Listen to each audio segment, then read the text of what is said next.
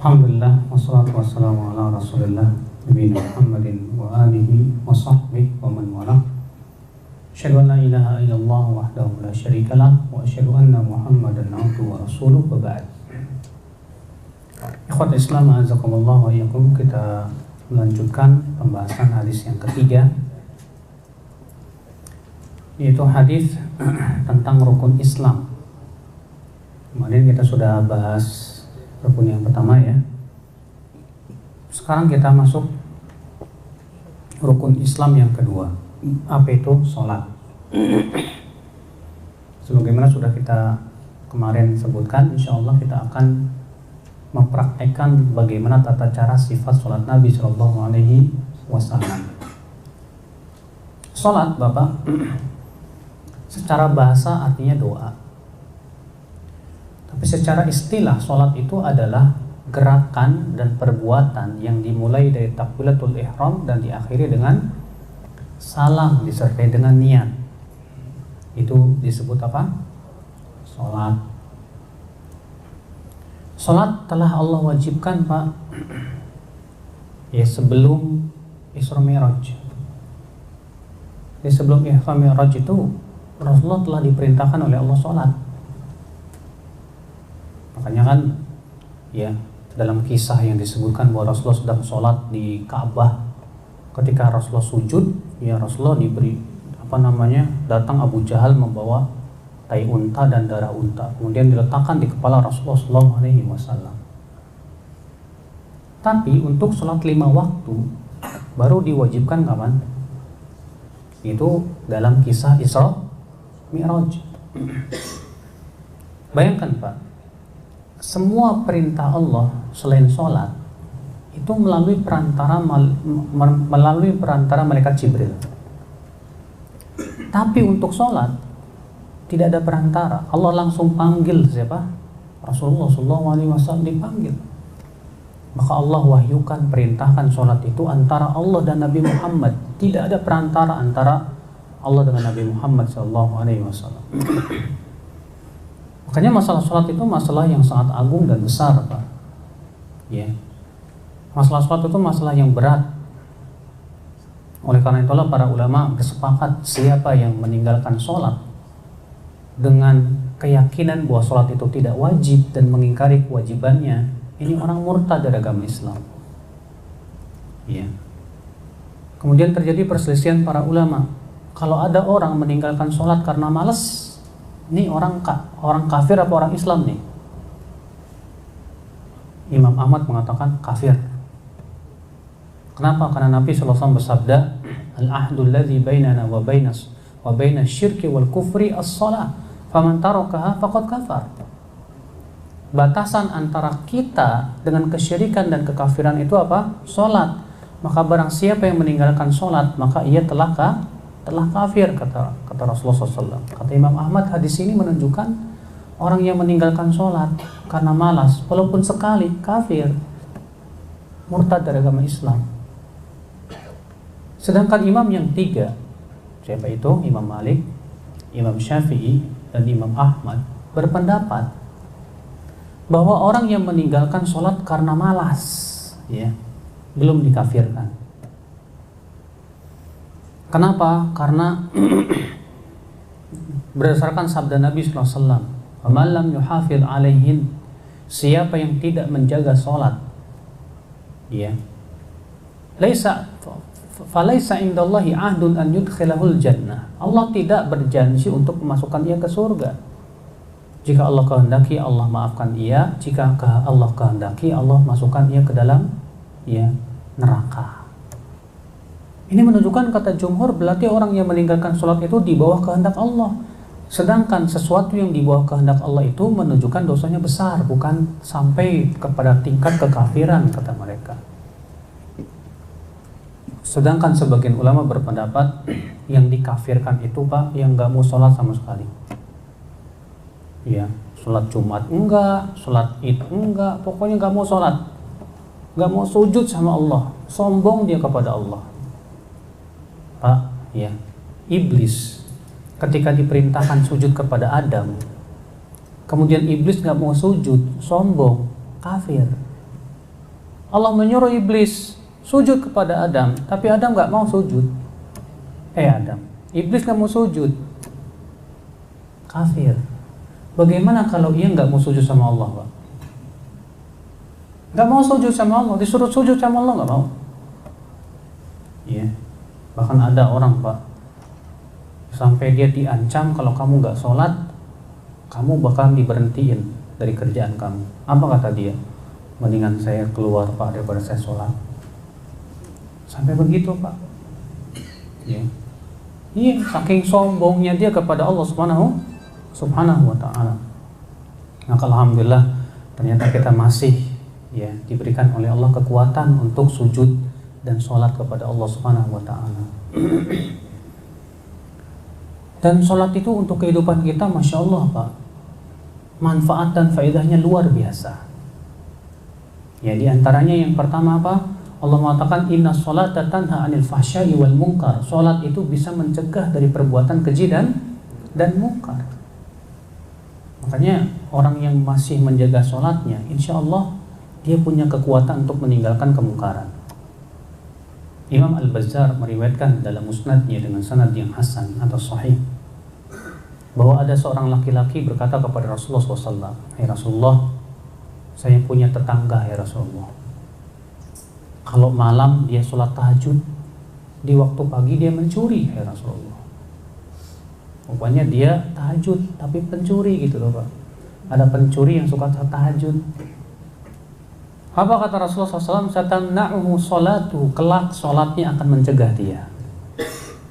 Lihat, Rasulullah mengatakan kelak sholatnya akan apa? Mencegah dia. Berarti kalau ada orang yang sholatnya Masya Allah ya, dia betul-betul memperhatikan rukunnya, syaratnya, kekhusyuannya, itu sholat akan memberikan kekuatan yang dahsyat di hatinya, Pak, untuk mencegah dia dari perbuatan keji dan munkar. Dan sholat itu kebutuhan setiap muslim. Ya, kenapa tidak? Karena ia berhubungan dengan Allah setiap hari 5 kali. Dan hamba yang tidak pernah berhubungan dengan Allah Subhanahu wa ta'ala, itu hamba yang paling jauh dari Allah Subhanahu wa ta'ala. Salat pun juga, Pak, menggugurkan dosa. Kata Rasulullah dalam riwayat Imam Ahmad ya, apabila seseorang qama yusolli, berdiri untuk salat, wudi'a dzunubuhu fawqa ra'sih, dosanya itu disimpan di atas kepalanya, kata Rasulullah. Fa idza raqa, ketika ia ruku, tanatharat khatayah, berjatuhan dosanya itu. Ketika ia i'tidal, diletakkan lagi dosanya di kepalanya. Ketika ia sujud, berjatuh-jatuhan lagi dosanya itu. Masya Allah. Kata Islam azakumullah wa iyyakum. Ini keutamaan sholat, Bapak sekalian. Makanya tidak ada kebaikan buat seseorang yang tidak pernah sholat, ya. Dan kebahagiaan buat orang yang selalu menjaga apa? Menjaga sholat. Sholat, Bapak sekalian, harus terpenuhi padanya apa? Syarat, rukun, demikian pula kewajiban-kewajibannya. Dan di sana juga ada yang sifatnya sunnah-sunnah sholat. Adapun syaratnya, yang pertama yaitu suci dari hadas. Yang pertama suci dari apa? Hadas. Ya, sebagaimana sabda Nabi SAW, la tuqbalu sholatu man ahdath hatta yatawadda. Tidak akan diterima sholat orang yang berhadas sampai dia berwudu. Ya, kalau hadasnya besar, dia wajib mandi. Ini syarat yang pertama, Pak. Yang kedua, ini syarat yang diikhtilafkan para ulama. Apakah syarat sholat itu adalah suci dari najis, atau suci dari najis itu bukan syarat tapi hanya sebatas kewajiban? Sebagian ulama mengatakan bahwa suci dari najis itu syarat. Artinya kalau ternyata dia sholat dalam keadaan ia kena najis, berarti sholatnya tidak sah. Sementara mayoritas ulama, Pak, jumhur ulama mengatakan apa? Bahwa suci dari najis itu bukan syarat tapi itu kewajiban. Dalilnya hadis Abu Sa'id Al-Khudri radhiyallahu anhu arba, bahwasanya Nabi SAW pernah sedang sholat menjadi imam, Pak. dalam keadaan memakai apa? Khuf, memakai sandal. Rupanya ketika Rasul sedang sholat, malaikat Jibril memberitahu, "Hai Muhammad, sesungguhnya di sandalmu itu ada najis." Apa yang terjadi? Ya, Rasulullah pun langsung melepaskan sandalnya dan membuangnya. Melihat itu para sahabat pun melepaskan sandalnya dan membuangnya. Setelah selesai sholat, Rasulullah bertanya, "Kenapa kalian melemparkan ya sandal-sandal kalian?" Kata para sahabat, "Ya Rasulullah, kami melihat engkau tadi melemparkan sandalmu." Kata Rasulullah, "Oh, tadi itu Jibril datang kepadaku, mengabarkan kepadaku bahwasannya di sandalku ini ada najis." Kata mereka, kalaulah suci dari najis itu syarat, harusnya Nabi mengulangi sholatnya dari awal. Tapi ketika Nabi hanya sebatas melepas sandal kemudian melanjutkan, itu menunjukkan bukan syarat. Dan pendapat ini yang kuat insya Allah. Dan ini pendapat jumhur ulama, ya, mayoritas para ulama. Makanya Pak, kalau Bapak misalnya setelah selesai sholat baru ingat, astagfirullahaladzim, celana saya kena najis, ya, wajib diulangi tidak sholatnya Pak? Tidak, sah. Ya udah, ya. Tapi kalau misalnya kita sedang sholat baru ingat, celana saya kena najis, maka pada waktu itu wajib dibatalkan, kemudian mengganti atau mencucinya. Ya. Syarat yang kedua, yang ketiga, yaitu istiqbalul qiblah, menghadap ke kiblat. Dan menghadap kiblat itu Pak, wajib, ya, apabila ia sholat wajib. Adapun apabila ia sholat sunnah dan ia sholatnya di atas kendaraan, maka tidak diwajibkan menghadap ke kiblat. Jadi kalau misalnya Bapak mau sholat sunnah di kendaraan, ya, di mobil, di kereta, ya Bapak sholat aja, menghadap kemanapun nggak masalah. Karena Rasulullah SAW pernah melakukan perbuatan seperti itu dari hadis Anas bin Malik, demikian pula dari hadis Ibnu Umar yang diriwayatkan Muslim dalam sahihnya. Syarat selanjutnya Pak, syarat sah sholat adalah yaitu menutup aurat. Adapun aurat laki-laki maka dari pusat sampai lutut sebagaimana sudah kita ketahui. Namun kata para ulama, tidak boleh seorang laki-laki sholat dalam keadaan pundaknya terbuka. Berdasarkan riwayat Muslim, ya, Rasulullah SAW sabda, "La yusalli ahadukum laisa ala atiqihi minhu syai." Tidak boleh seseorang sholat dalam keadaan pundaknya tidak tertutup oleh sesuatu pun juga. Berarti itu menunjukkan, kata para ulama, menutup pundak itu wajib, kecuali kalau Bapak nggak punya kain, kecuali sedikit saja gitu kan. Pada zaman Rasul itu Pak, banyak sahabat yang pakaiannya sedikit, bahkan tidak punya kain kecuali yang pendek. Kalau diangkat, ditutup badannya, kelihatan kemaluannya. Kalau ditutup kemaluannya sampai ini, kelihatan badannya. Makanya Nabi menyuruh dia untuk menutup, ya, auratnya saja, udah, badannya terbuka, karena terpaksa itu namanya Pak. Ikhwata Islam, azakumullah wa iyyakum. Kemudian wanita, adapun wanita auratnya seluruh tubuhnya kecuali wajah dan telapak tangan. Adapun kaki, ikhtilaf para ulama. Pendapat yang paling kuat bahwa kaki itu aurat dan wajib ditutup di saat sholat. Iya.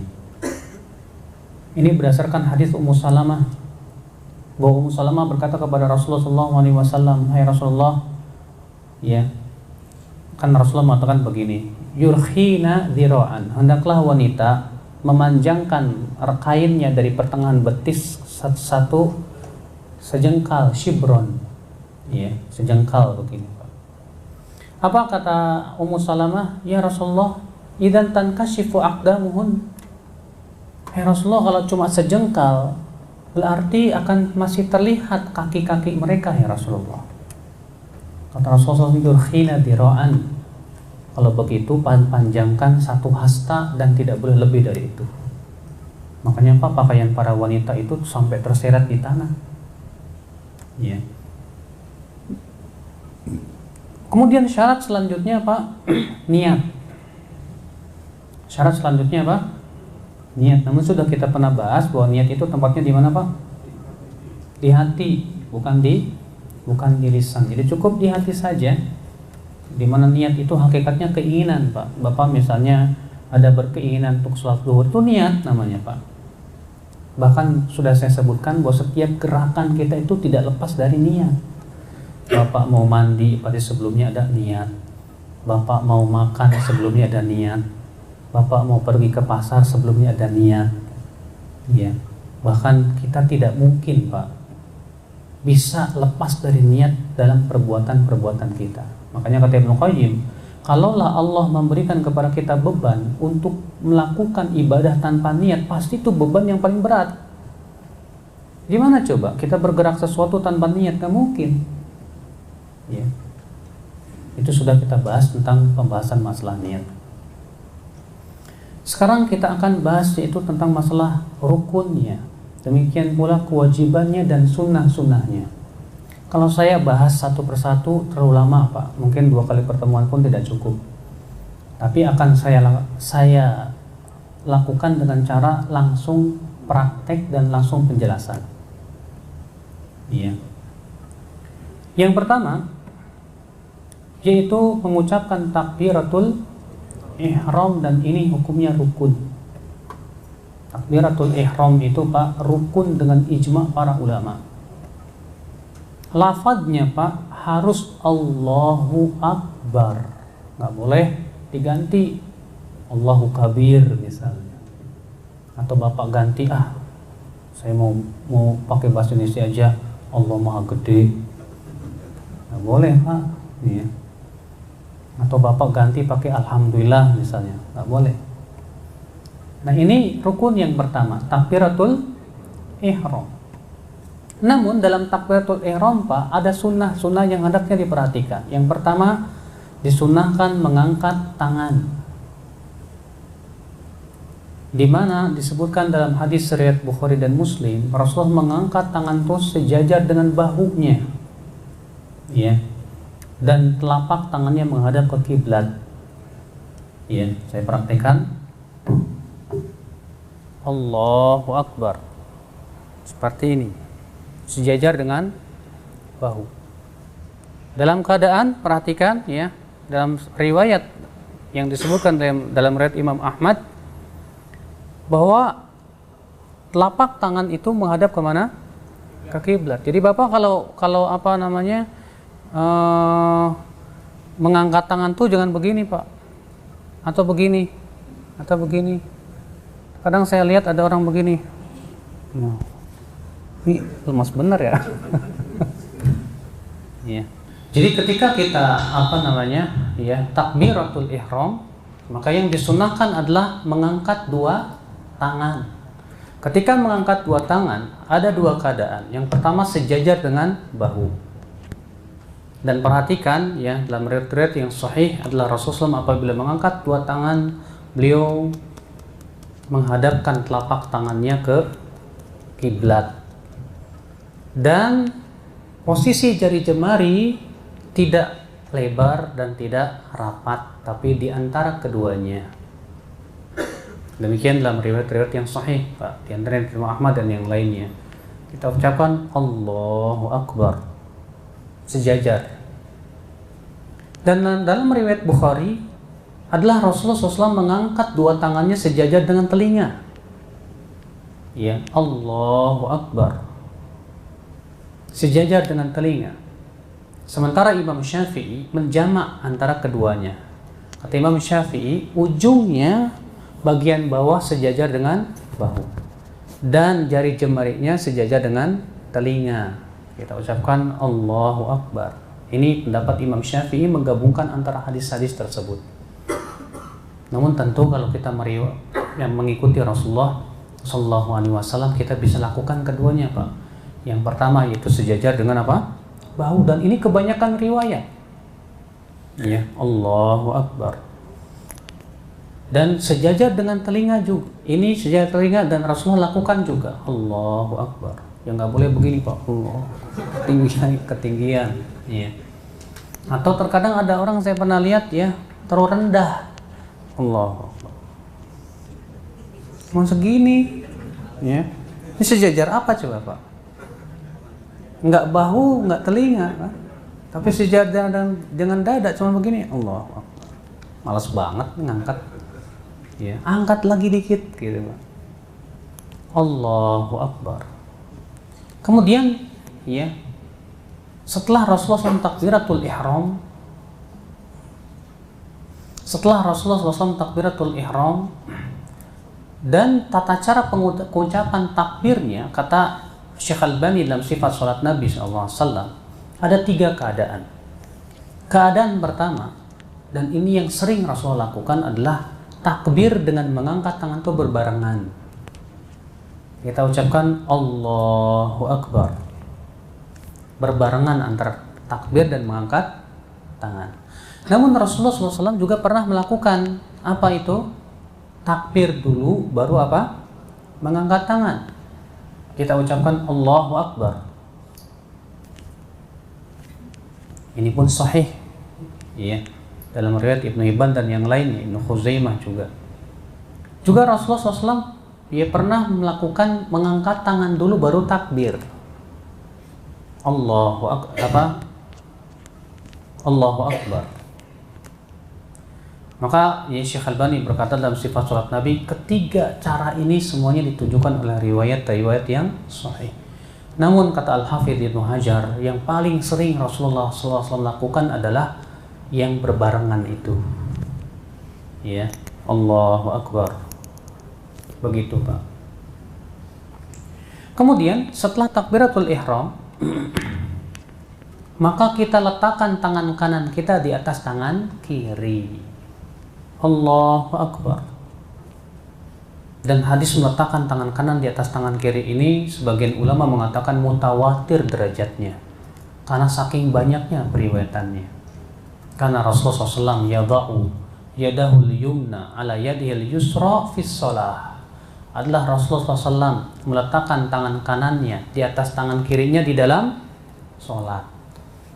Cuma Pak, kalau kita perhatikan riwayat-riwayatnya yang sahih, ya, kita dapati bahwa meletakkan tangan kanan di atas tangan kiri itu ada 3 keadaan.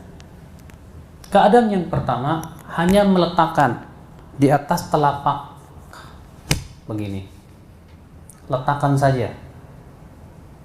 Allahu Akbar. Udah, tidak menggenggam, tapi letakkan aja begini.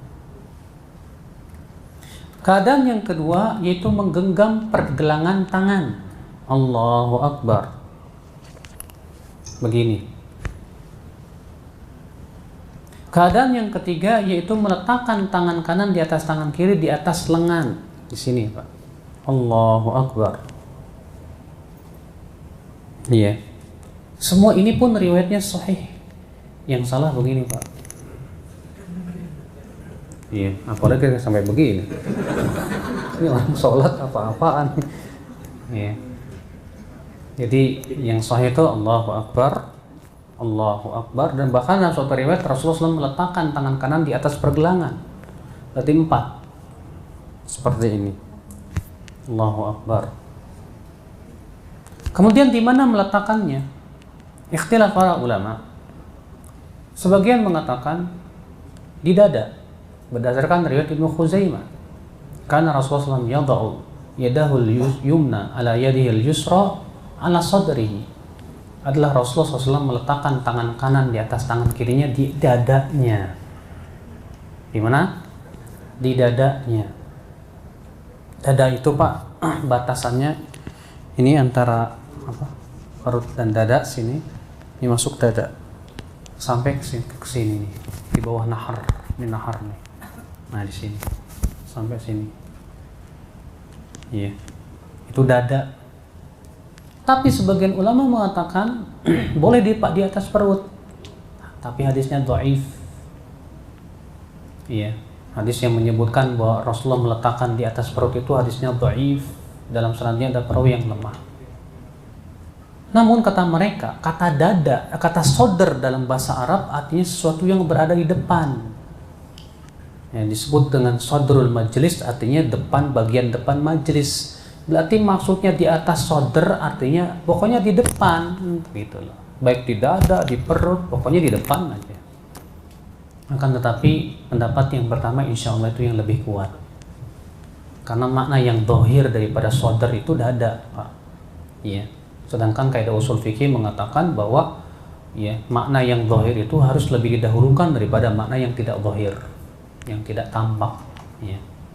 Jadi yang kuat insya Allah di dada. Allahu Akbar. Di atas dada. Kemudian ya, setelah kita meletakkan di atas dada, disunnahkan kita doa istiftah. Terjadi ikhtilaf ya, doa istiftah itu hukumnya wajib apa sunnah? Tapi pendapat jumhur dan yang kuat insya Allah doa istiftah itu hukumnya sunnah. Iya. Berdasarkan hadis Abu Hurairah bahwa Nabi SAW diam sebelum membaca Al-Fatihah. Kemudian Abu Hurairah berkata, ya Rasulullah, sukutuka, diam engkau baina takbiratul ihram ya wal Fatihah, mada taqra? Antara takbiratul ihram dengan Al-Fatihah itu apa yang kau baca ya Rasulullah? Kata Rasulullah, aku membaca Allahumma ba'id baini wa baina khataayaya kama ba'adta bainal masyriqi wal maghrib, sampai akhirnya. Dan Pak ya, doa istiftah itu Pak bermacam-macam Pak. Ya. Kata para ulama, kita membaca doa istiftah itu jangan melanggengkan satu saja. Kita berusaha untuk terkadang ini, terkadang itu. Sebagaimana Nabi juga begitu membacanya. Tapi ada bacaan yang di masyarakat tersebar dan ini sebetulnya sebuah kesalahan. Apa itu? Di masyarakat tersebar doa istiftah begini Pak. Wajjahtu apa? Wajhiya lilladzi fataras samawati wal ard hanifan musliman wa ma ana minal musyrikin. Terus sebelumnya apa? Sebelum baca itu apa? Allahu Akbar kabira walhamdulillahi katsira wa subhanallahi bukratan wa asila. Baru kemudian inni wajjahtu. Inilah kesalahan Pak. Kenapa? Karena itu sebetulnya dua hadis yang berbeda. Iya. Allahu Akbar kabira walhamdulillahi katsira wa subhanallahi bukratan wa asila, ini berdiri sendiri. Inni wajjahtu wajhiya lilladzi fatara as-samawati wal ard hanifan musliman wa ma ana minal musyrikin. Inna salati wa nusuki wa mahyaya wa mamati lillahi rabbil alamin la syarika lahu wa bidzalika umirtu wa ana minal muslimin. Ini juga hadis tersendiri. Itu pun juga baru sepertiganya Pak. Karena ya istiftah ini wajjahtu itu panjang sekali. Nah, ya yang dilakukan oleh banyak kaum muslimin di Indonesia ini memadukan dua istiftah, tapi yang keduanya dibaca cuma sepertiga. Ini sebuah kesalahan. Jadi yang benar apa? Ya kalau mau Allahu Akbar kabira walhamdulillahi katsira wa subhanallahi bukratan wa asila, udah cukup sampai situ. Kalau mau baca ini wajjahtu ya udah nggak usah pakai Allahu Akbar kabira ini wajjahtu, tapi dilengkapkan sampai panjang. Saya sendiri nggak hafal Pak, panjang banget soalnya. Soalnya kata-kata wa ana minal muslimin itu sendiri masih sepertiga daripada doa istiftah itu. Ya. Biasanya sih Nabi baca itu doa dalam sholat tahajud. Ya. Nabi juga membaca Allahumma ba'id baini wa baina khata, ya itu sudah kita sebutkan tadi. Nabi juga membaca subhanakallahumma wa bihamdika wa tabarakasmuk wa ta'ala jadduk wa la ilaha ghairuk. Dan ini ya dalam satu riwayat disebutkan bahwa ini doa istiftah yang paling utama. Dan itu yang dilanggengkan oleh Umar bin Khattab radhiyallahu anhu ardhah. Ya, apa itu? Subhanakallahumma wa bihamdika wa tabarakasmuka wa ta'ala jadduka wa la ilaha ghairuka. Ini doa istiftah yang paling utama, Pak. Iya. Setelah kita membaca doa istiftah, kita ucapkan apa, Pak? Disunnahkan membaca ta'awud. Atas pendapat jumhur ulama, ta'awud itu hukumnya sunnah. Atas sebagian ulama mengatakan wajib berdasarkan firman Allah, wa idza qara'tal Qur'an fasta'idz billahi minasyaitonir rajim. Kalau kamu mau membaca Al-Qur'an, maka berlindunglah kepada Allah dari godaan setan yang terkutuk. Namun, Pak, ta'awud itu ada 3 lafaz. Yang paling lengkap dan paling sempurna ini adalah a'udzu billahis samii'il alimi minasyaitonir rajim min hamzihi wa nafthihi wa nafthihi. Ini yang paling panjang nih, Pak. Boleh juga dengan a'udzu billahi minasyaitonir rajim, a'udzu billahis samii'il alimi minasyaitonir rajim dah. Boleh juga a'udzu billahi minasyaitonir rajim. Itu yang paling pendek. Ketiganya semuanya ada riwayat yang sahih. Iya. Jadi a'udzu billahis samii'il alimi minasyaitonir rajim min hamzihi wa nafthihi wa nafthihi. Nah, yang jadi masalah, Pak, ta'awudz itu apakah cukup di rakaat pertama atau disyariatkan di setiap rakaat? Imam Syafi'i mengatakan disyariatkan setiap rakaat. Kenapa? Karena setiap rakaat kita pasti baca Al-Quran.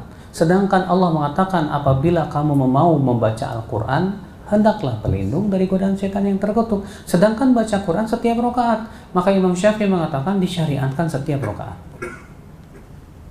Ya.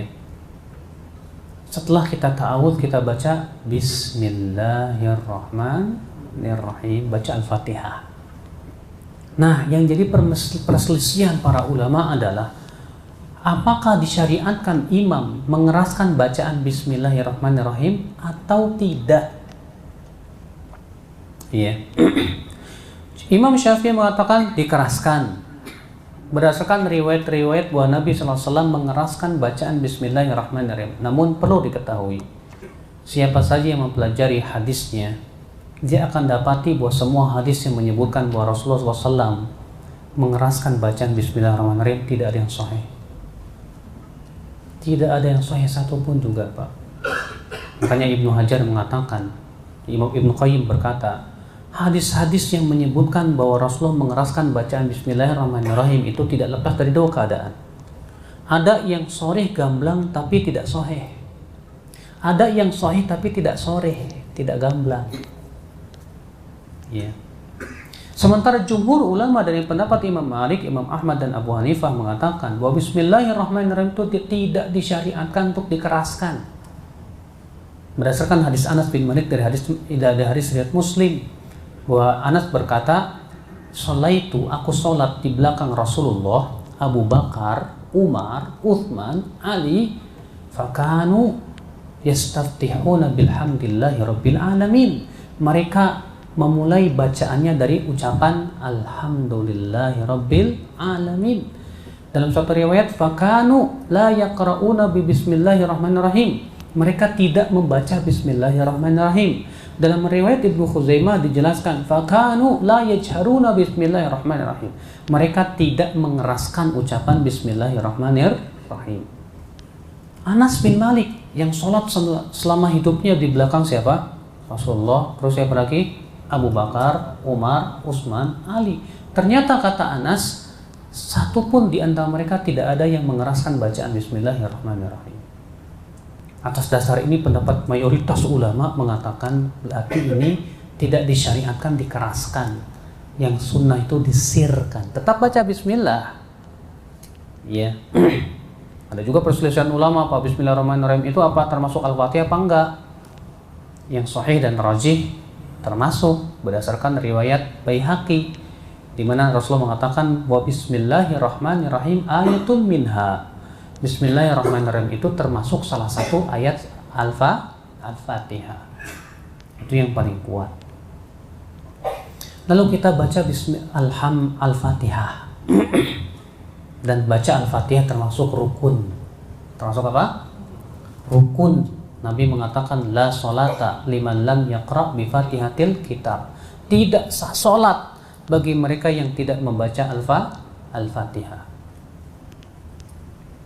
Tapi Pak, dalam membaca Al-Fatihah ada adabnya yang Rasulullah ajarkan kepada kita. Apa itu? Yaitu kita baca ayat per ayat di jeda satu nafas. Kita ucapkan begini, Bismillahirrahmanirrahim. Alhamdulillahi Rabbil Alamin, Ar-Rahmanir-Rahim, Maliki Yaumiddin. Itu Nabi yang Nabi lakukan begitu. Sebutkan dalam riwayat Muslim bahwa Allah Ta'ala berfirman dalam hadis Qudsi, Qasamtu sholah baini wa baina abdi nisfain. Aku membagi Al-Fatihah antara aku dan antara hambaku dua. Idza qala abdi, apabila hambaku mengucapkan alhamdulillahi rabbil alamin, Allah akan menjawab, hamidani abdi, hambaku memujiku. Apabila hamba mengucapkan ar-Rahmanir Rahim, Allah akan menjawab, athna alayya abdi, hambaku menyanjungku. Apabila hamba mengucapkan maliki yaumiddin, Allah akan menjawab, majjadani abdi, hambaku memuliakanku. Apabila hambaku mengatakan iyyaka na'budu wa iyyaka nasta'in, Allah akan menjawab, ini antara aku dan hambaku. Apabila ia mengatakan ihdinas siratal mustaqim, siratal ladzina an'amta 'alaihim ghairil maghdubi 'alaihim waladdallin, Allah akan menjawab, hadza li 'abdi wa li 'abdi mas'al. Ini untuk hambaku dan hambaku akan mendapatkan apa yang ia minta. Jadi Pak, setiap bacaan Al-Fatihah itu Allah akan menjawab. Makanya disyariatkan begitu. Waladdallin. Disunahkan kita ucapkan apa? Amin. Kalau di sholat sir. Kalau jahar. Namun terjadi ikhtilaf para ulama. Apakah dikeraskan di saat jahar bersama imam dan makmum? Pendapat yang rajih dan pendapat jumhur, na'am, dikeraskan. Berdasarkan riwayat di antaranya Abu Daud dan yang lainnya, bahwa Rasulullah mengeraskan ucapan amin dan memanjangkannya, ya, sampai-sampai bergetar masjid itu terdengar, ya. Maka dari itu disyariatkan. Tapi disyariatkan enggak Ustadz? Kita mengucapkan Allahumma gfirli, amin. Kalau masyarakat ada kan Pak ya? Waladdallin, Allahumma gfirli, amin. Ada hadisnya, tapi hadisnya apa? Pertama mauquf, yang kedua hadisnya juga terdapat padanya perawi-perawi yang lemah, tidak bisa dijadikan hujah. Ya, makanya yang rajih tidak perlu membaca itu. Kita langsung ucapkan waladdallin, amin.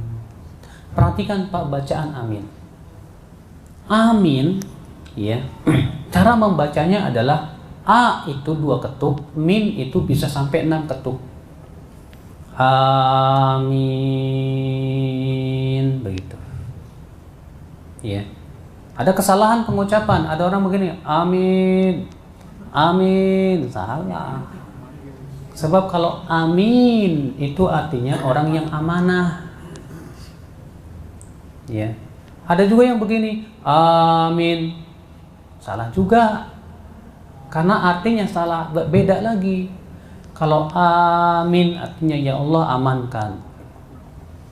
Tapi kalau amin artinya ya Allah kabulkan. Ya. Jadi salah pendeknya, panjang pendeknya aja udah fatal tuh Pak. Ya. Ininya apa namanya? Artinya salah sudah. Itu kadang ada orang berdoa, amin, amin, amin. Apaan sih? Amin apa-apaan sih itu? Ya kalau orang paham bahasa Arab, ya orang ngaco banget sih. Ya. Ikhwata Islam, azakumullah wa iyyakum. Kemudian setelah membaca Al-Fatihah, sebagian ulama mengatakan disunahkan imam untuk menjeda antara Al-Fatihah dengan surat. Tapi ketahui Pak bahwa hadisnya pun lemah, tidak ada yang sahih. Maka tidak disyariatkan. Iya. Cuma jadi permasalahan adalah Ustadz, boleh apakah makmum wajib baca Al-Fatihah di belakang imam atau tidak? Itu jadi ikhtilaf lagi para ulama, Pak. Ya, Imam Syafi'i mengatakan wajib baca Al-Fatihah baik salat jahar maupun sir. Dasarnya hadis la salat liman lam yaqra bi Fatihatil kitab. Tidak sah salat bagi mereka yang tidak baca Al-Fatihah. Imam Abu Hanifah mengatakan makmum nggak boleh baca sama sekali. Dasarnya apa? Hadis bahwasanya bacaan makmum sudah ditanggung imam. Ya udah kalau tanggung ngapain baca lagi? Sementara Imam Ahmad tengah-tengah. Apa kata Imam Ahmad? Kalau sholat dikeraskan, ya keras bacaannya, diam berdasarkan ayat. Wa idza quri'al Qur'anu fastami'u lahu ansitu.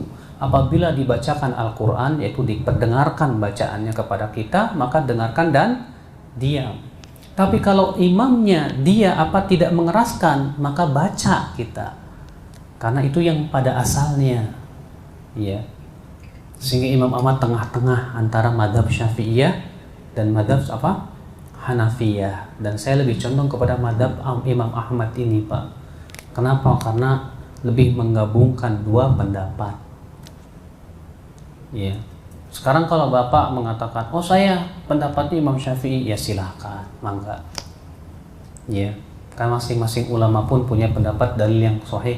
Tapi yang pendapat yang saya pilih yang paling kuat pendapat Imam Ahmad bin Hanbal, karena lebih menggabungkan dua pendapat tersebut, ya, dari sisi pendalilan. Kemudian Bapak sekalian, setelah itu disunahkan membaca apa? Surat. Dan kebiasaan Nabi, Pak, biasanya kalau untuk sholat 4 rakaat atau 3 rakaat, maka biasanya Nabi membaca Al-Fatihah dan surat di 2 rakaat yang pertama. Adapun di 2 rakaat yang terakhir, biasanya Nabi hanya membaca Al-Fatihah. Namun terkadang Nabi membaca surat Al-Fatihah dan surat juga, tapi nggak sering. Kadang-kadang saja dalam riwayat Abu Daud demikian disebutkan. Iya. Biasanya Nabi kalau sholat subuh bisa beliau membaca 60 sampai 100 ayat. Dan bagi antum yang biasa pendek dianggapnya panjang, Pak. Iya kan? Antum kalau sholat subuh baca surat apa? Qul Kalau terbiasa seperti itu pasti Rasul panjang banget ya. Ya, kenapa? Karena kita tidak membiasakan diri untuk mengikuti sholatnya Rasulullah SAW. Saya pernah, Pak, jadi imam di suatu tempat. Saya bilang, saya merasa kayaknya ini orang-orang awam nih. Saya pendekkan aja lah. Saya baca sabihis. Setelah selesai sholat apa katanya? Ustadz kok panjang banget sholatnya? Masih panjang juga sabihis. Kata saya, memangnya biasanya baca apa? Kulhu. Ya Allah, ya Rabbi. Sabihis masih kepanjangan, Pak. Ya, rupanya biasanya kulhu. Sholat subuh, padahal Nabi, kata saya, Nabi bacanya 60 sampai 100 ayat loh. Gimana kalau kamu sholat di belakang Nabi? Mungkin kamu akan bilang, Nabi ini kok ekstrim sekali ya. Ya, panjang banget. Enggak, itu yang bagus memang. Ya. Kalau sholat zuhur, Rasulullah membaca biasanya 15 sampai 30 ayat. Kalau sholat asar, biasanya Nabi SAW membaca antara 7 sampai 15 ayat.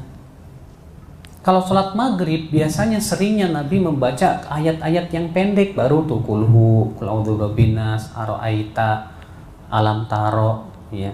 Tapi terkadang Nabi membaca dalam surat di surat maghrib yang panjang. Pernah beliau membaca surat At-Tur di 2 rakaat. Pernah juga beliau membaca surat Al-Mursalat di 2 rakaat di surat maghrib. Bahkan pernah Nabi membaca surat Al-A'raf di surat maghrib sekali-kali. Ya, tapi kita juga tetap melihat keadaan. Kalau memang antum nggak kuat ya janganlah. Adapun surat Isya, Nabi SAW seringnya membaca surat itu yang Ausatul Mufassal seperti Sabbihis, Wasama'i Wattariq, ya, Wasyamsi Waduhaha. Itu biasanya Nabi baca kapan? Sholat Isya. Ya. Nah ini coba Pak, kita berusaha untuk mengikuti cara sholatnya Nabi, bahkan dalam bacaan-bacaannya. Ya. Kemudian Bapak sekalian, setelah kita selesai membaca surat, nah disyariatkan untuk diam sejenak sebelum ruku. Berdasarkan dalam riwayat Nasai dan yang lainnya, dan Abu Daud juga, adalah Nabi SAW apabila selesai membaca surat, beliau diam sejenak, baru kemudian ruku. Kemudian kita pun ruku, kita angkat tangan kita, Allahu Akbar. Kemudian kita pun ruku. Dan ruku termasuk rukun sholat. Namun dalam ruku Pak, dalam ruku ada beberapa perkara yang harus diperhatikan. Pertama, luruskan punggung. Luruskan punggung. Berdasarkan dari Imam Ahmad, la tujzi sholatu man la yuqimu sulbahu fi ruku'i was sujud. Tidak sah sholat orang yang tidak meluruskan punggungnya di ruku dan sujud. Jadi punggung itu apa? Diluruskan, rata, diratakan. Yang kedua Pak, kepala jangan terlalu mendongak, jangan terlalu merunduk, tapi di antara keduanya. Demikian di Bulughul Maram dalam riwayat Abu Daud dan yang lainnya. Adalah Nabi SAW apabila ruku tidak mendongakkan kepalanya, tidak pula merundukkannya. Yang ketiga Pak, disunahkan ya ketika ruku itu kita mencengkeram lutut kita. Ya, jadi lutut kita apa? Kita cengkeram. Sebagian orang ada ketika sholat itu Pak megang betis. Ini salah. Yang sunnah itu yang dipegang apa? Lutut sambil dicengkeram. Yang keempat Pak, disunahkan untuk melengkungkan apa? Siku kita bagaikan busur panah, demikian dalam riwayat Muslim. Saya akan praktekkan kepada Bapak. Iya. Jadi ketika Nabi SAW ruku, maka Nabi SAW ya, punggung diratakan, kepala tidak didongakkan, tidak juga begini, tapi tengah-tengah begini. Tetap mata melihat ke tempat sujud.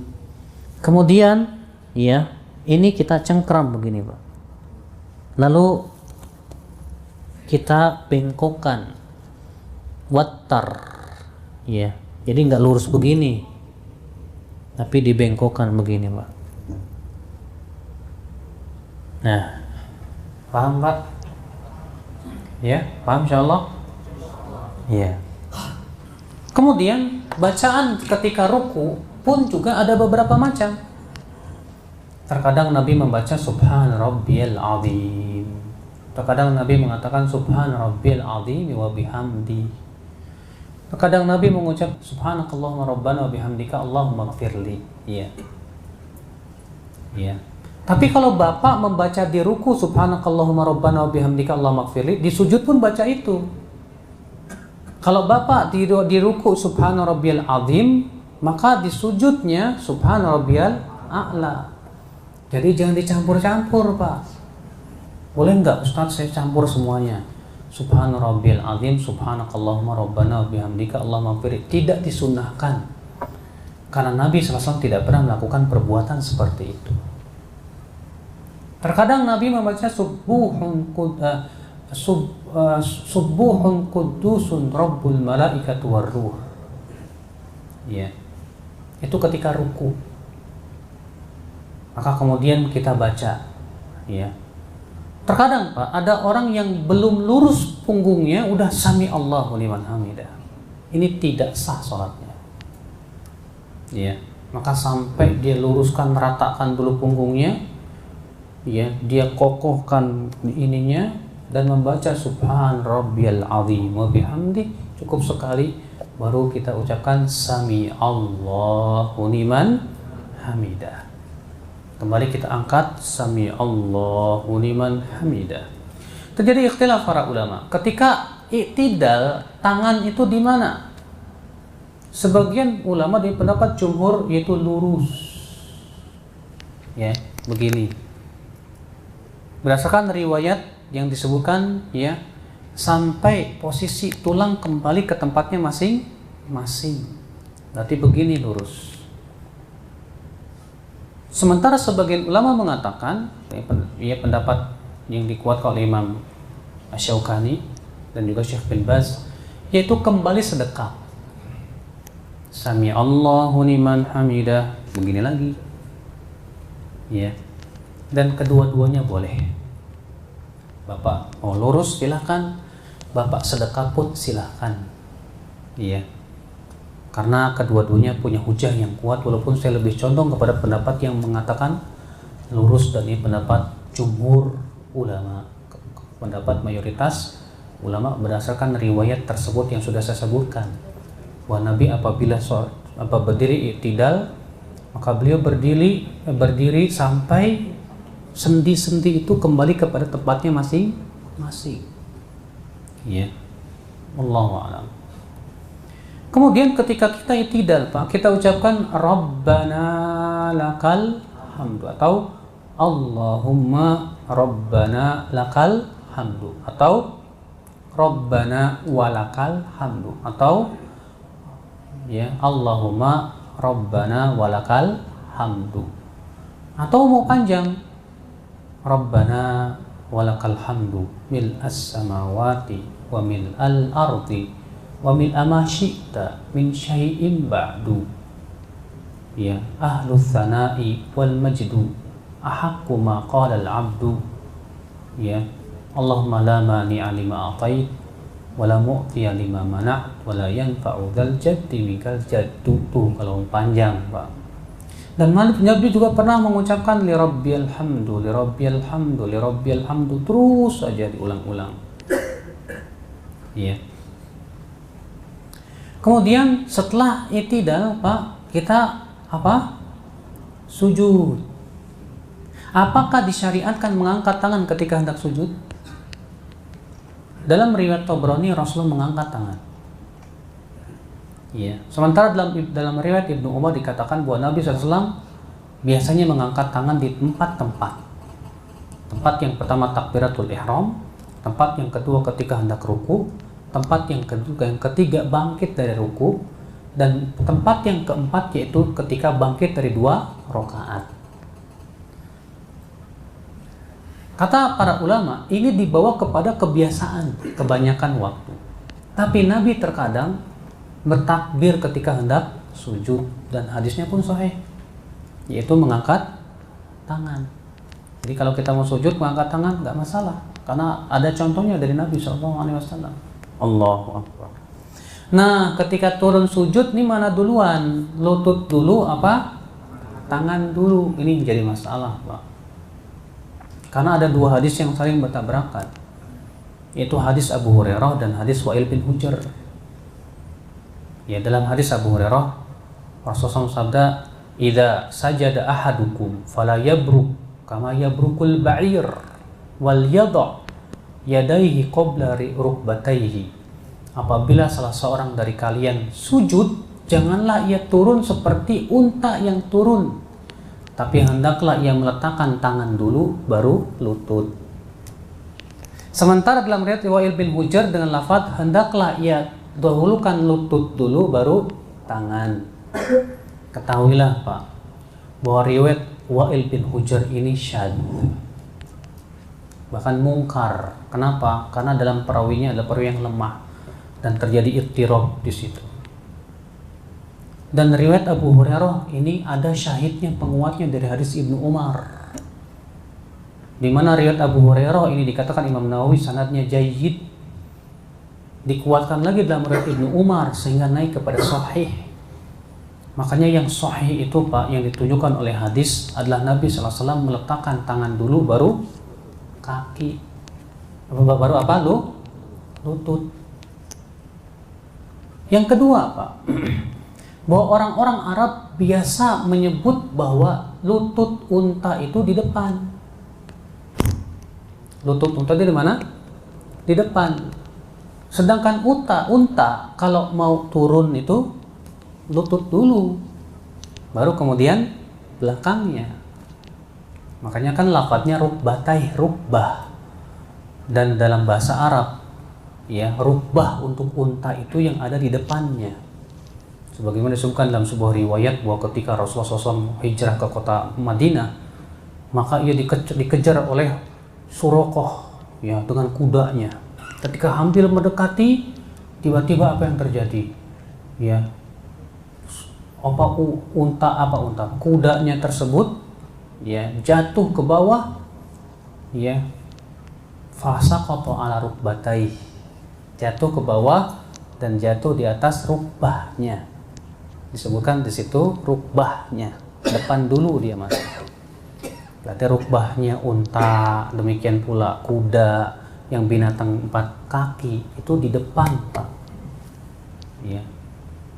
Sedangkan unta, kuda kalau dia duduk, dia turun rukbahnya dulu. Terlebih yang kedua sudah saya sebutkan tadi, yang pertama tadi, Pak, ya, bahwa hadis yang mendahulukan apa?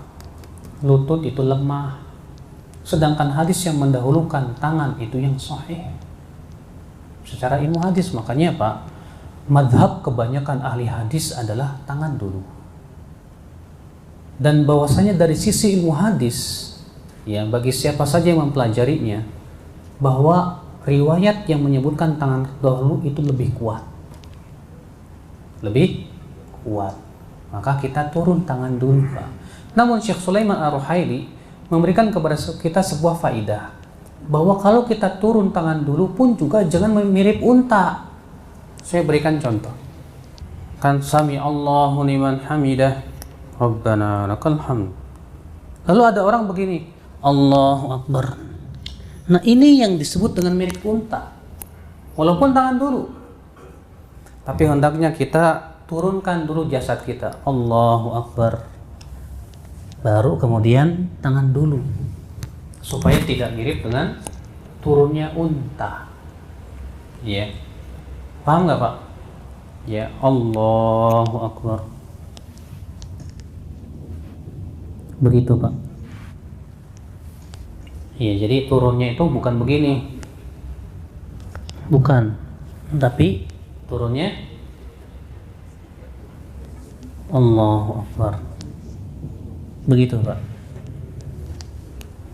Ya, supaya tidak mengikuti hayat atau, ya, bentuk unta turun. Ya, Allahu a'lam. Kemudian kita pun sujud. Sujud termasuk rukun. Namun dalam sujud yang perlu diperhatikan, Pak, apa saja? Yang pertama, ratakan tulang punggung. Karena sudah saya sebutkan tadi hadisnya. Tidak sah sholat orang yang tidak apa? Meratakan tulang punggungnya di ruku dan sujud. Ya. Yang kedua, Pak,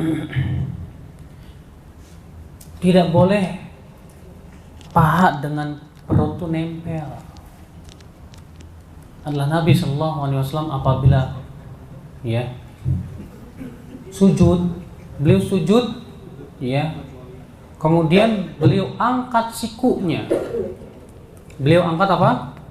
Sikunya, sejajar dengan bahunya. Dalam riwayat Al-Hakim begitu. Dan dalam riwayat Al-Hakim, wadhamma asabi'ahu, dan menempelkan jari jemarinya. Dalam riwayat Al-Hakim begitu. Dan beliau kemudian mengangkat sikunya sampai terlihat bayad ibtaihi, terlihat putihnya ketiak beliau. Ini kalau lagi sholat sendirian, Pak, ya. Tapi kalau lagi sholat berjamaah jangan. Kasihan ya tetangganya, bapak mau begini, ini gini. Ya. Saya akan praktek. Kemudian, Pak,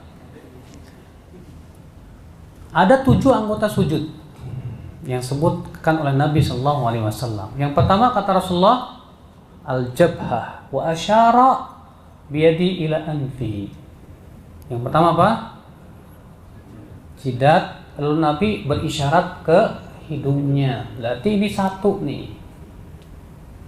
Ada orang ketika sujud hidungnya nggak nempel, nggak sah sujudnya. Ustadz, saya pesek banget, Ustadz, ke dalam. Ya udahlah, kalau begitu gimana lagi. Ya. Tapi insya Allah Pak, sepesek-pesek orang sebutnya bisa kalau tempelin tulang hidungnya itu ya, dengan jidatnya. Kemudian anggota sujud yang kedua yaitu dua telapak tangan. Kemudian dua lutut, maaf. Kemudian ujung-ujung jari jemari. Nah, ketika sujud, sebagian ulama mengatakan disyariatkan untuk menempelkan ujung lutut. Memang riwayatnya lemah, tapi ya, itu lebih menutup aurat. Karena kalau begini kan kelihatan bolongnya gitu kan ke dalam. Tapi kalau ditutup begini, tertutuplah aurat kita. Ya. Saya akan perhatikan sujud yang ditunjukkan oleh riwayat-riwayat yang sahih. Sami Allahu liman hamidah, Rabbana lakal hamd, Allahu akbar. Kemudian perhatikan ya, siku itu diangkat Pak, yang sunnah begitu. Kemudian jari-jari dirapatkan, ya. Kemudian Bapak sekalian, sebagian di masyarakat katanya untuk wanita tidak boleh diangkat, tapi hendaknya dimasukkan ke dalam seperti ini. Dengan alasan katanya itu lebih menutup aurat. Namun riwayatnya dhaif jiddan. Ada dalam Sunan Baihaqi. Akan tetapi itu riwayatnya sangat lemah. Maka dari itulah gerakan laki-laki dan wanita tidak ada bedanya. Karena apa? Karena yang Rasulullah lakukan untuk umatnya itu semuanya berlaku, baik untuk laki-laki maupun untuk wanita, tidak ada bedanya. Jadi baik wanita maupun laki-laki sama, tidak ada bedanya. Ya. Kemudian kita baca Subhana Rabbiyal A'la atau Subhana Rabbiyal A'la wa bihamdi, atau Subhanakallahumma Rabbana wa bihamdika Allahumma gfirli. Ya. Itu kita baca. Kemudian kita takbir Allahu Akbar. Kemudian duduk di antara dua sujud. Ketahuilah Pak, ketika duduk di antara dua sujud ada dua cara duduk yang diriwayatkan dalam hadis yang sahih. Yang pertama yang disebut dengan duduk iftirash. Apa itu? Yaitu dengan kita duduk di atas kaki kita yang kiri dan menegakkan kaki kita yang kanan. Ya. Ini yang disebutkan dalam riwayat-riwayat yang sahih. Yang kedua, ini yang diriwayatkan oleh Imam Abdul Razak dan yang lainnya dengan sanad yang sahih juga. Ya, dari hadis Ibnu Abbas termasuk sunnah yaitu al-iq'a. Apa itu? Iq'a yaitu seseorang duduk di atas dua tumitnya. Duduk di atas dua tumitnya. Saya berikan contoh. Jadi kalau ya duduk di antara dua sujud itu ada dua cara ya. Yang pertama seperti yang kita lakukan seperti ini, yaitu kita duduk di atas apa? Kaki kiri dan menegakkan kaki kanan. Kemudian cara yang kedua duduk di atas dua tumit. Ya, duduk di atas dua tumit. Ini pun dalam riwayat Ibnu Abbas, ya, Nabi melakukannya. Itu disebut dengan al-iq'a. Kemudian Pak, apa yang kita baca di antara dua sujud? Hah? Yang pertama kita baca apa? Bisa kita baca Rabbighfirli, Rabbighfirli. Atau yang kedua apa? Yang biasa antum baca apa? Ada waqfu aniyah, tuh dia Pak. Ini juga kesalahan yang ada di masyarakat. Karena riwayat yang ada waqfu an itu nggak ada satupun hadisnya Pak. Silakan Bapak kubek-kubek kitab-kitab hadis. Semua kitab-kitab hadis tidak ada satupun tambahan wa'fu anni. Tambahan wa'fu anni ini adalah la aslalah, tidak ada asalnya sama sekali dalam riwayat manapun juga. Ya. Jadi itu sama sekali tidak ada syariatnya. Tapi masyarakat kita sudah terbiasa dan menganggap itu sebagai sebuah kebenaran. Alhamdulillah saya ya selama di fakultas hadis saya belajar, saya pelajari, saya cari ada nggak sih tambahan wa'fu anni. Ternyata nggak ada dalam satu riwayat hadis manapun juga, baik yang ada Bukhari, Muslim, Abu Dawud, Tirmidzi, Nasai, Ibnu Majah, kitab-kitab manapun tidak ada satupun tambahan wa'fu anni. Bahkan sebagian ulama hadis di zaman sekarang ini banyak yang mengingkari lafaz wa'fu anni ini, di mana itu lafaz tambahan yang diada-adakan. Jadi wa'fu anni dibuang, Pak. Ya. Allahumma firli warhamni, ya, wajiburni, ya. Allahumma firli warhamni wajiburni warfa'ni, ya. Allahumma firli warhamni wajiburni wahdini warfa'ni, sampai situ. Tapi wa'fu anni tidak ada. Ya, wa'fu anni itu tambahan plus, ya. Itu buatan orang Indonesia, Pak. Nggak ada tambahan riwayatnya. Kemudian kita pun sujud lagi, ya. Setelah kita duduk di antara dua sujud, kemudian Pak perhatikan Pak ya, ketika duduk di antara dua sujud, bagaimana tata cara meletakkan tangan? Meletakkan tangan itu ada dua keadaan. Yang pertama, meletakkan di atas paha. Yang kedua, di atas lutut. Ya. Jadi ketika duduk di antara dua sujud itu ada dua keadaan, ya. Yang pertama di atas paha begini, Pak. Yang kedua di atas lutut begini. Ya. Jadi boleh begini, boleh begini. Keduanya ada riwayatnya. Kemudian setelah itu kita bangkit. Kita apa? Bangkit. Kalau bangkit dari rakaat pertama ke rakaat kedua, disyariatkan yang disebut dengan duduk istirahat. Ya, jadi ketika kita sujud, Allahu Akbar, kemudian kita mau bangkit, ya udah kita duduk istirahat dulu sebentar. Apa bacanya? Tidak ada bacaan apapun. Ya, duduk istirahat, lalu kemudian kita bangkit. Allahu Akbar.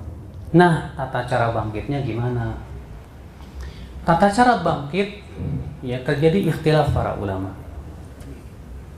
Pertama yang harus kita perhatikan adalah bahwa ketika kita bangkit disyariatkan bertelekan di atas bumi. Itu dalam riwayat Ibnu Umar. Demikian pula dalam riwayat Ibnu Mas'ud radhiyallahu anhu arba. Dan ketika bertelekan itu Pak, ya, disyariatkan yang disebut dengan ya'jin. Al-ijn itu artinya menggenggamkan tangan. Demikian dalam riwayat Nasai, dan ini riwayat yang sahih. Maka ketika kita bertelekan, ketika kita hendak bangun, ya, kita bisa begini. Boleh juga begini, boleh, keduanya boleh. Tapi disebutkan dalam riwayat Nasai, kana ya'jinu fis shalah. Begini Pak, ya. Seperti mengadon roti. Pernah nggak bikin roti? Hah? Saya dulu pernah ngejajal bikin roti. Tepung disabur dengan apa? Air, diaduk-aduk. Ini namanya ya'jin, Pak. Ya. Ya'jin tuh begini nih. Nih. Jadi mengepal mau tidak mau. Jadi ketika kita bangkit kita mengepal. Itu sunnah dalam riwayat Nasai. Tapi kalau kita tidak mengepal begini, ya silakan. Asal jangan begini, Pak. Salin. Ya. Kemudian kita, mana yang kita dahulukan ketika bangkit? Sebagian ulama mengatakan, ya bangkit yaitu lutut dulu, baru kemudian tangan. Kebalikan yang pertama.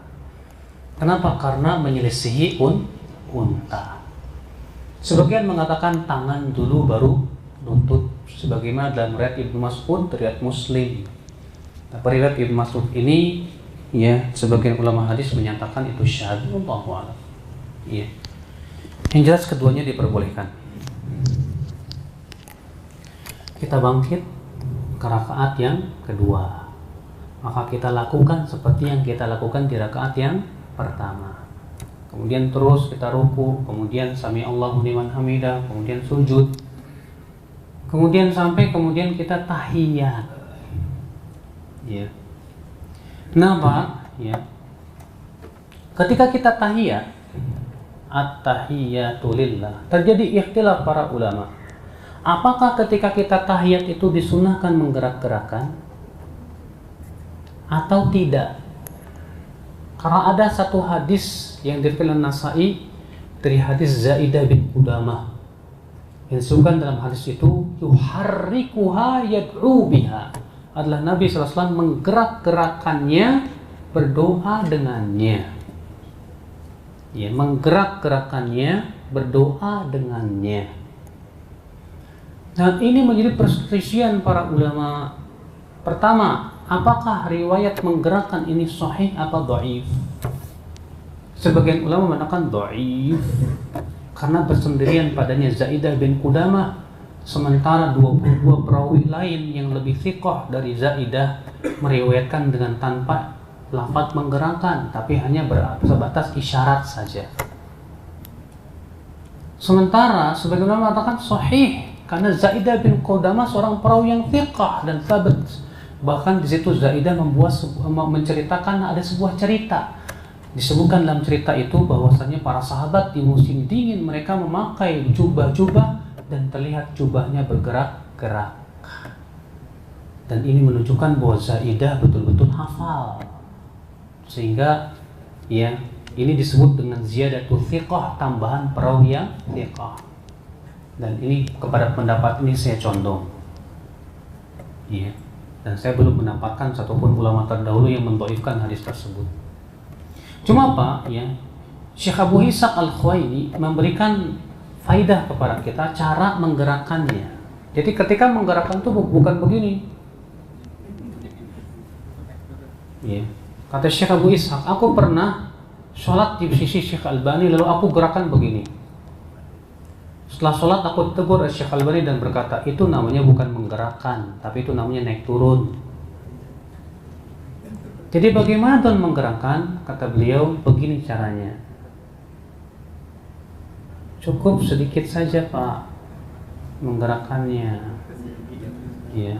Jadi bukan begini, tapi cukup sebegini nih. Ini menggerakkan namanya. Juga dikarenakan Pak, ya. Ketika kita sholat, disebutkan dalam riwayat bahwa Nabi SAW apabila tahiyat, mata beliau tidak lebih dari ujung kuku. Nah kalau begini pusing kita Pak, pusing nggak kelihatan. Ya, tapi kalau kita sedikit begini akan terlihat. Dan sebagian ulama seperti Syekh bin Baz mengatakan bahwa menggerakkan itu disunahkan ketika berdoa saja. Karena lafadznya adalah mengatakan yuharrikuha yad'u biha.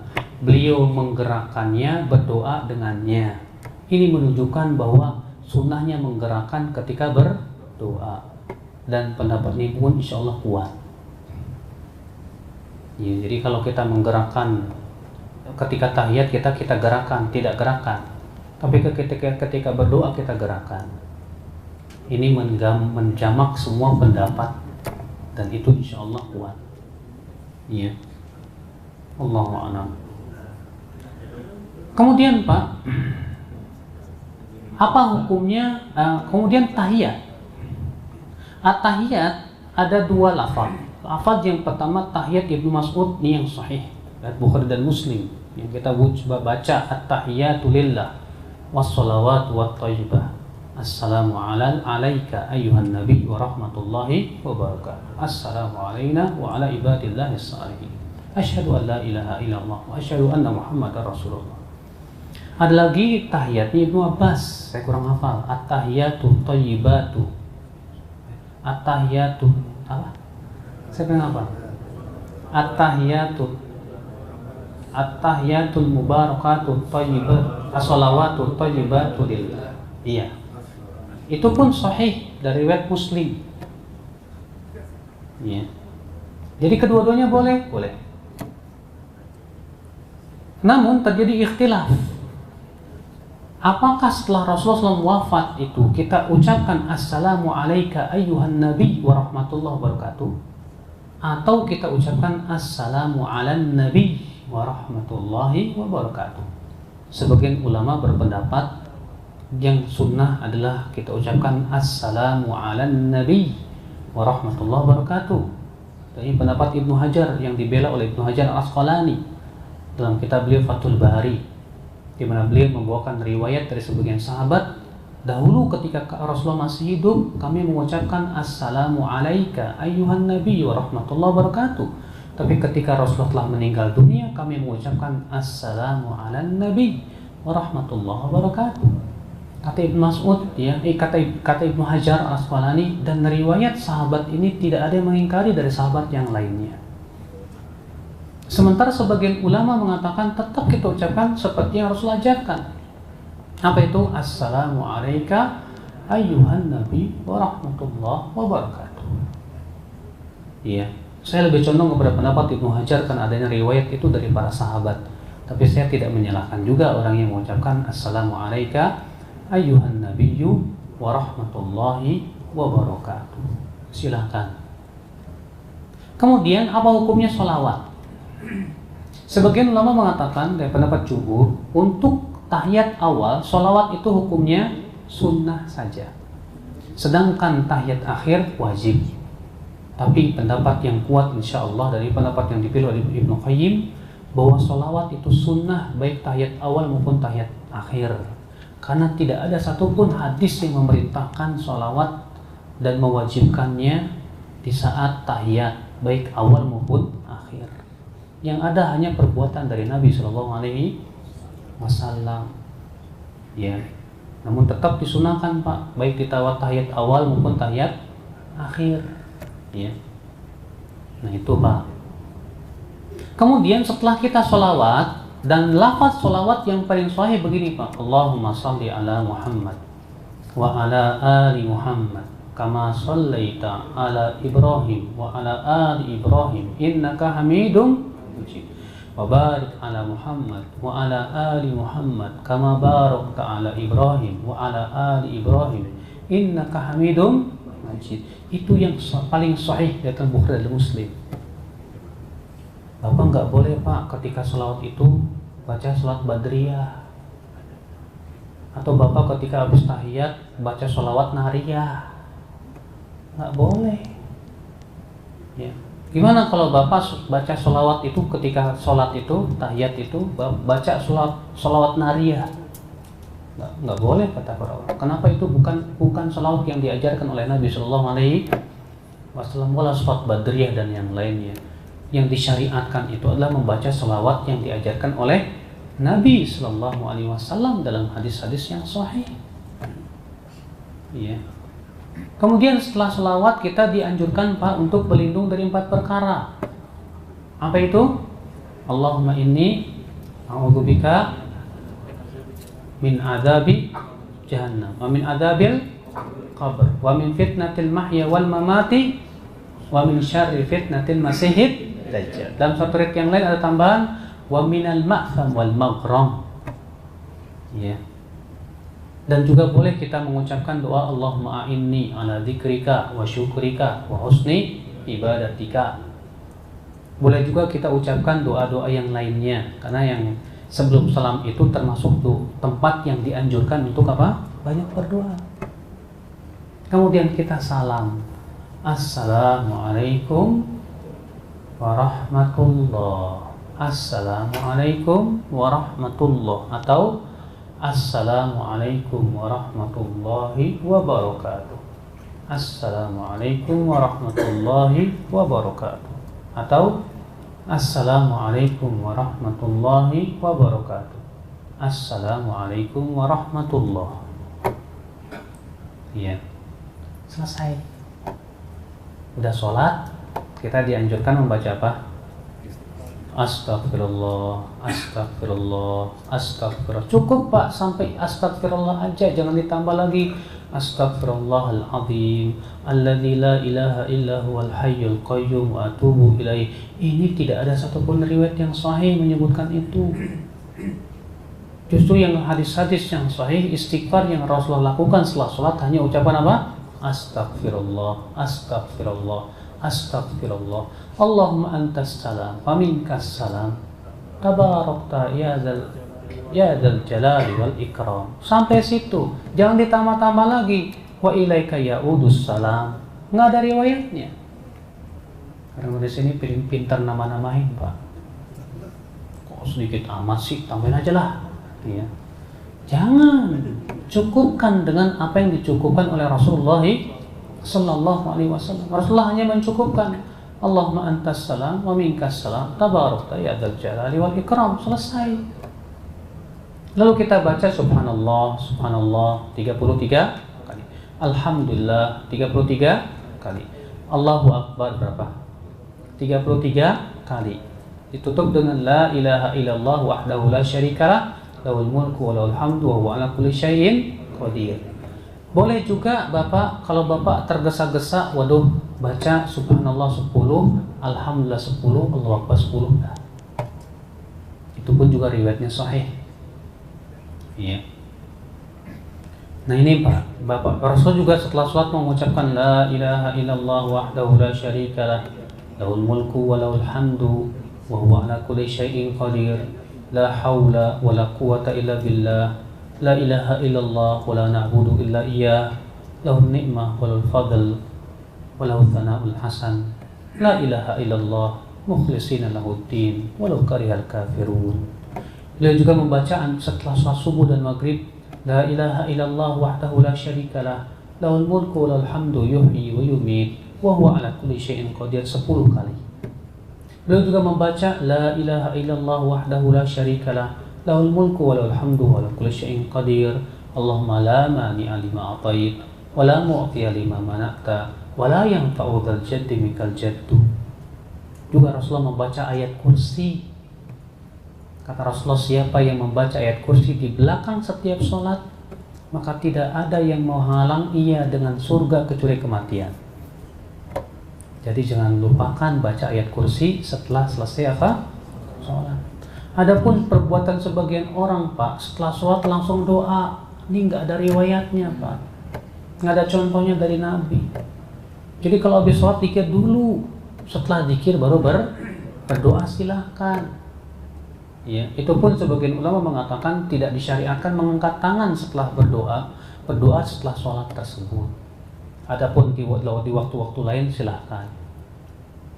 Nah ini Bapak dan Ibu-ibu sekalian, alhamdulillah kita telah selesai menjelaskan tentang apa? Sifat sholat yang saya ketahui itu yang ditujukan oleh riwayat-riwayat yang sahihah. Wallahu a'lam. Ada yang nanya nggak? Banyak ya?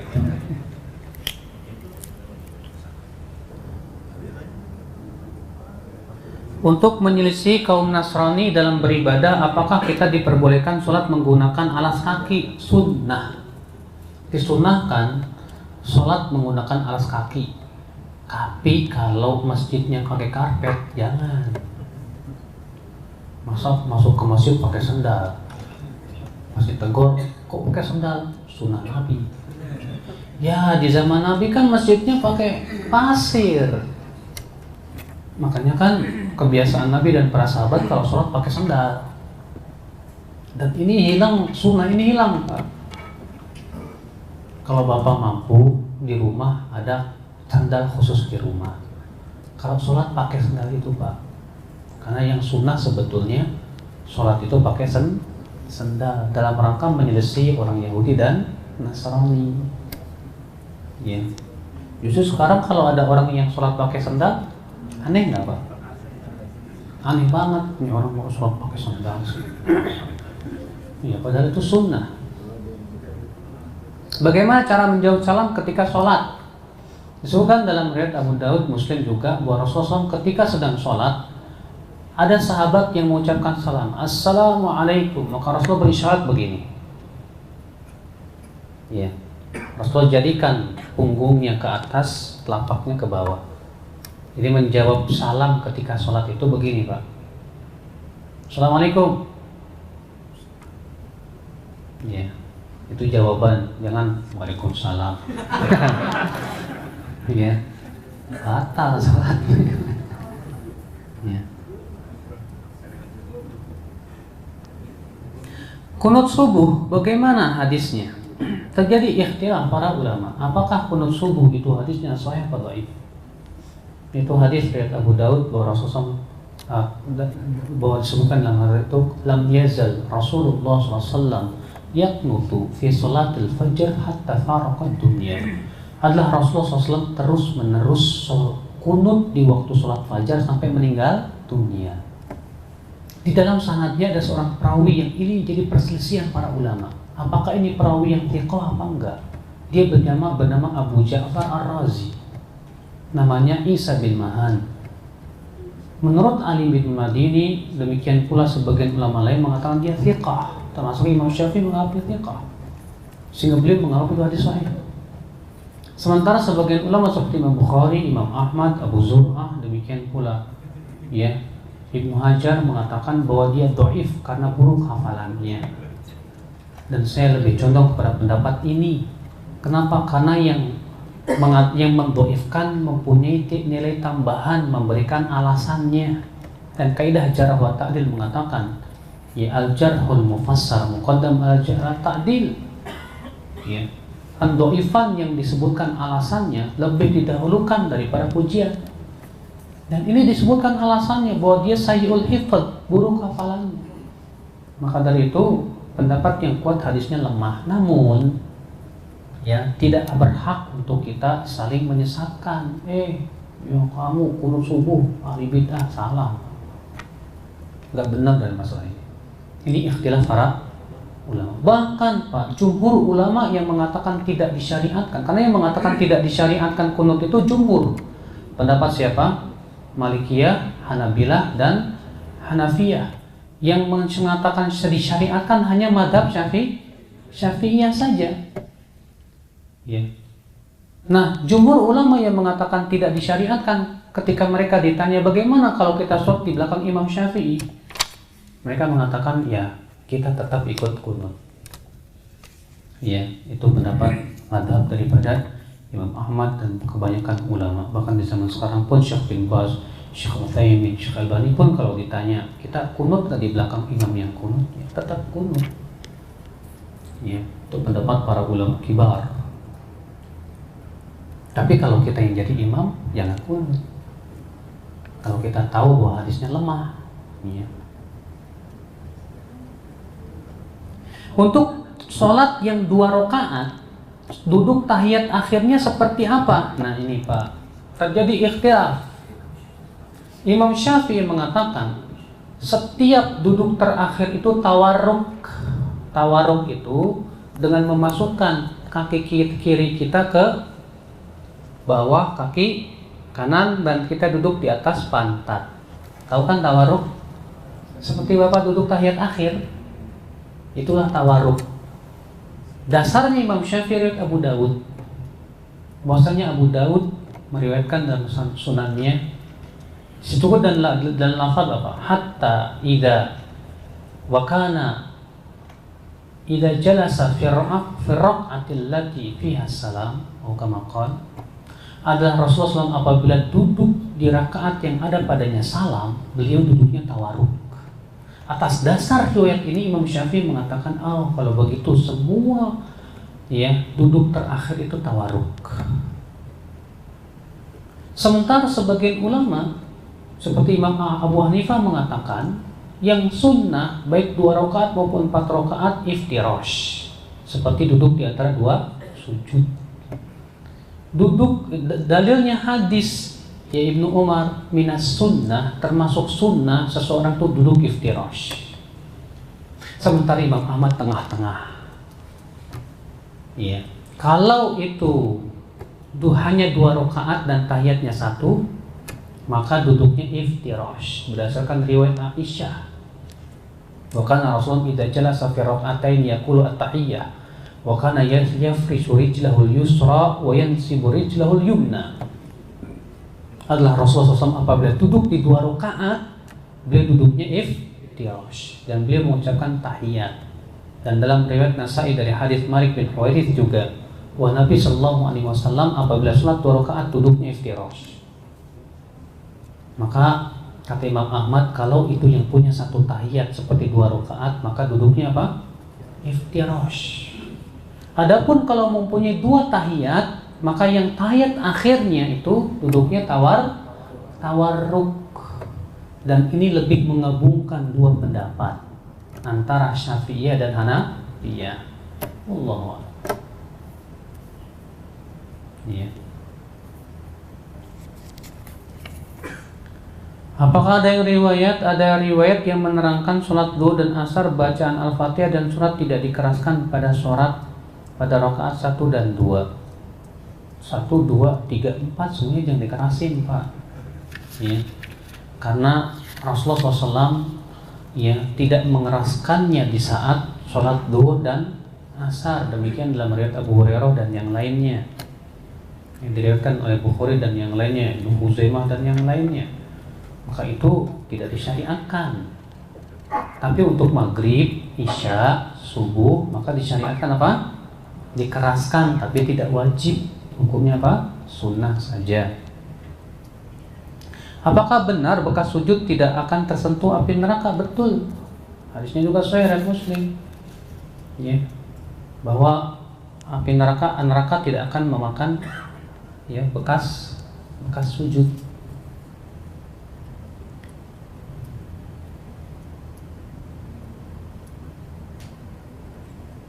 Pakaian wanita kan tadi Ustadz bilang panjangnya sehasta dari betis sejengkal, boleh sejengkal dari betis, atau kalau mau dipanjangkan sampai sehasta. Jadi yang paling pendek berapa? Sejengkal dari pertengahan betis.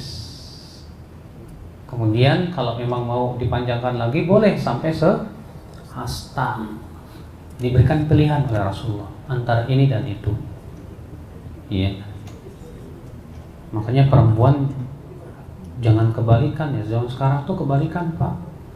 Ya laki-laki melorot sampai bawah, perempuan malah cingkrang.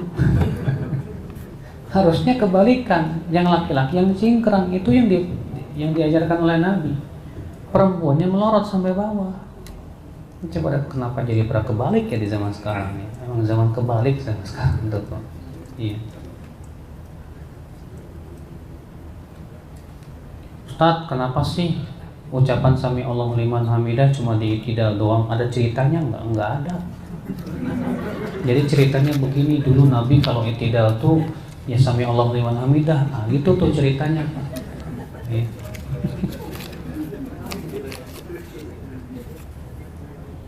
Sholat harus bersih dan suci. Mau tanya bagaimana hukum buang air kecil sambil berdiri?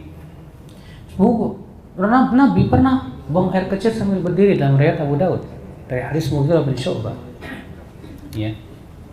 Namun kebanyakan ya kencing Nabi itu sambil jongkok. Sampai-sampai Aisyah mengatakan, siapa yang mengatakan bahwa Nabi buang air kecil sambil berdiri, ia telah berdusta. Tapi itu sepengetahuan Aisyah. Wailah sahabat lain ada yang tahu bahwa Nabi pernah sholat kencing sambil berdiri. Boleh selama dijamin tidak akan terkena percikan air kencing, Pak. Karena Nabi mengatakan apa? Tanazzahu min, ya berhati-hatilah dari air kencing. Fa inna amata adzabil qabri min, ya karena kebanyakan azab kubur itu gara-gara air kencing. Jadi orang banyak diadab di kuburnya gara-gara air kencing. Ya.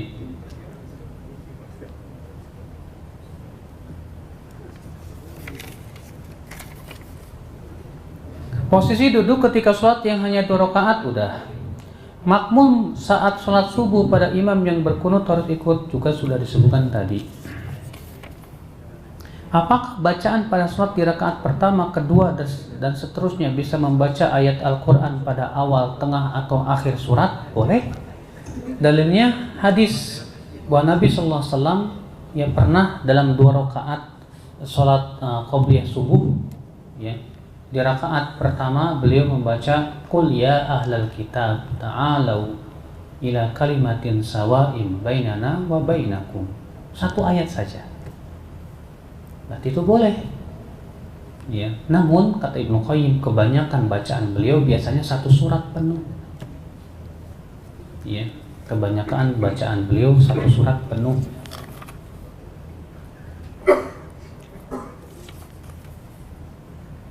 Khusyuk dalam suatu apa sih Ustaz? Khusyuk itu dari kata khosya'a yang artinya diam, sakana, tenang. Jadi diam dan tenang. Jadi kalau khusyuk itu Pak untuk hati dan untuk badan. Badannya diam dan tenang. Hatinya pun juga fokus. Nah, itu disebut dengan apa? Khusyuk, Pak. Dalam sholat berjamaah, makmum harus menempelkan kaki dan bahu. Menempelkan kaki, kata para ulama, sunnah saja, tidak wajib. Ya, yang disyariatkan menempelkan bahu. Jadi bahu dengan bahu itu kalau bisa ditempel, Pak. Ya, itu yang sangat dianjurkan. Karena kalau ada celah antara makmum dan imam, maka setan akan masuk, kata Rasulullah SAW. Ya, bagaikan anak kambing yang berwarna hitam. Ya. Maghrib jam berapa, Pak? Sudah masuk? Oh, sudah masuk. Baik, kita tutup. Subhanakallah bihamdik. Asyhadu an la ilaha illa anta astaghfiruka wa atubu ilaik. Assalamualaikum warahmatullahi wabarakatuh.